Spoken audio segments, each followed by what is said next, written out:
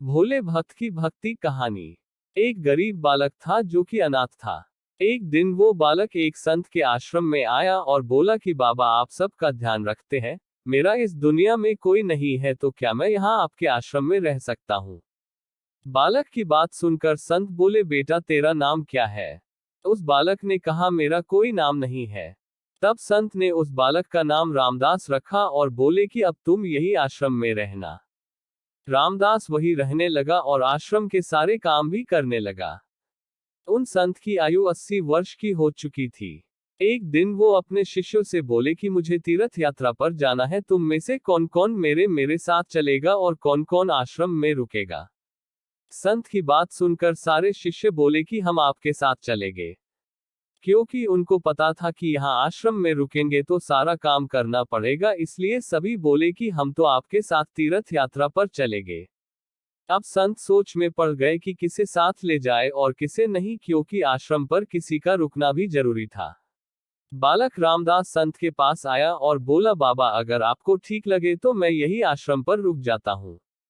संत ने कहा, ठीक है, पर तुझे काम करना पड़ेगा। आश्रम की साफ सफाई में भले ही कमी रह जाए, पर ठाकुर जी की सेवा में कोई कमी मत रखना।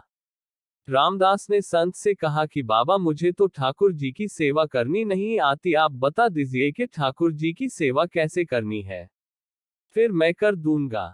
संत रामदास को अपने साथ मंदिर ले गए। वहां उस मंदिर में राम दरबार की झांकी थी। श्री राम जी, सीता जी, लक्ष्मण जी और हनुमान जी थे। संत ने बालक रामदास को ठाकुर जी की सेवा कैसे करनी है सब सिखा दिया। रामदास ने गुरु जी से कहा कि बाबा, मेरा इनसे रिश्ता क्या होगा ये भी बता दो, क्योंकि अगर रिश्ता पता चल जाए तो सेवा करने में आनंद आएगा। उन संत ने बालक रामदास कहा कि तू कहता था ना कि मेरा कोई नहीं है, तो आज से ये राम जी और सीता जी तेरे माता पिता है। रामदास ने साथ में खड़े लक्ष्मण जी को देखकर कहा, अच्छा बाबा, और ये जो पास में खड़े हैं वो कौन है? संत ने कहा, ये तेरे चाचा जी है, और हनुमान जी के लिए कहा कि ये तेरे बड़े भैया है। रामदास सब समझ गया और फिर उनकी सेवा करने लगा। संत शिष्यों के साथ यात्रा पर चले गए। आज सेवा का पहला दिन था। रामदास ने सुबह उठकर स्नान किया, आश्रम की साफ सफाई की और भिक्षा मांग कर लाया और फिर भोजन तैयार किया। फिर भगवान को भोग लगाने के लिए मंदिर आया।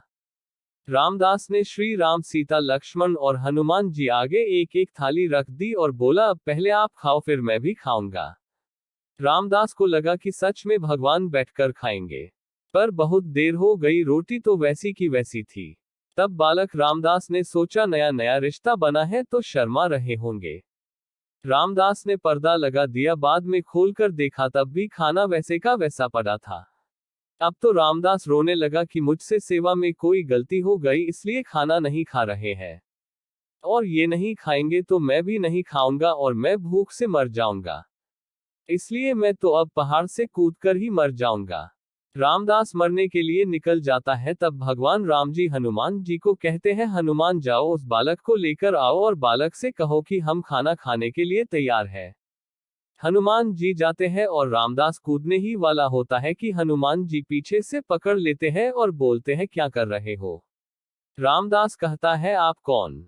हनुमान जी कहते हैं, मैं तेरा भैया हूं, इतनी जल्दी भूल गए। रामदास कहता है, अब आए हो, इतनी देर से वहां बोल रहा था कि खाना खा लो, तब आए नहीं, अब क्यों आ गए? तब हनुमान जी बोले, पिताश्री का आदेश है, अब हम सब साथ बैठकर खाना खाएंगे। फिर राम जी, सीता जी, लक्ष्मण जी, हनुमान जी साक्षात बैठकर भोजन करते हैं। इसी तरह रामदास रोज उनकी सेवा करता और भोजन करता। सेवा करते 15 दिन हो गए। एक दिन रामदास ने सोचा, घर में 5 लोग हैं, सारा काम में ही अकेला करता हूँ, बाकी लोग तो दिन भर घर में आराम करते हैं। मेरे माँ बाप, चाचा, भाई तो कोई काम नहीं करते, सारे दिन खाते रहते हैं। मैं ऐसा नहीं चलने दूंगा। रामदास मंदिर जाता है और कहता है, पिताजी कुछ बात करनी है आपसे। राम जी कहते हैं, बोल बेटा, क्या बात है? रामदास कहता है कि घर में मैं सबसे छोटा हूँ और मैं ही सब काम करता हूँ। अब से मैं अकेले काम नहीं करूंगा, आप सबको भी काम करना पड़ेगा। आप तो बस सारा दिन खाते रहते हो और मैं काम करता रहता हूँ, अब से ऐसा नहीं होगा। राम जी कहते हैं तो फिर बताओ बेटा हमें क्या काम करना है।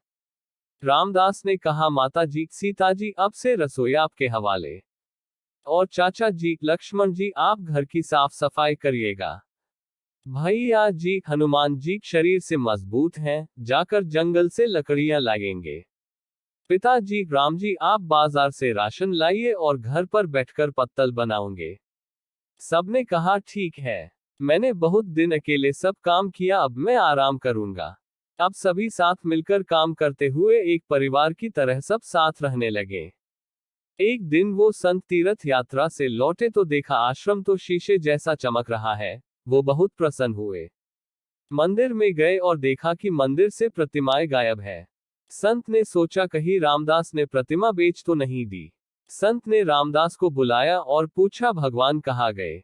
रामदास भी अकड़कर बोला कि मुझे क्या पता, हनुमान भैया जंगल लकड़ी लाने गए होंगे, लखन चाचा झाड़ू पोछा कर रहे होंगे, पिताजी राम पत्तल बन रहे होंगे, माता सीता रसोई में काम कर रही होंगी। संत बोले ये क्या बोल रहा। रामदास ने कहा बाबा मैं सच बोल रहा हूं, जब से आप गए हैं ये चारों काम में लगे हुए हैं। वो संत भागकर रसोई में गए और सिर्फ एक झलक देखी कि सीता जी भोजन बना रही है, राम जी पत्तल बना रहे हैं, और फिर वो गायब हो गए और मंदिर में विराजमान हो गए। संत रामदास के पास गए और बोले आज तुमने मुझे मेरे ठाकुर का दर्शन कराया, तू धन्य है। और संत ने रो रो कर रामदास के पैर पकड़ लिए। रामदास जैसे भोले निश्चल भक्तों की भक्ति से विवश होकर भगवान को भी साधारण मनुष्य की तरह जीवन व्यतीत करने आना पड़ता है।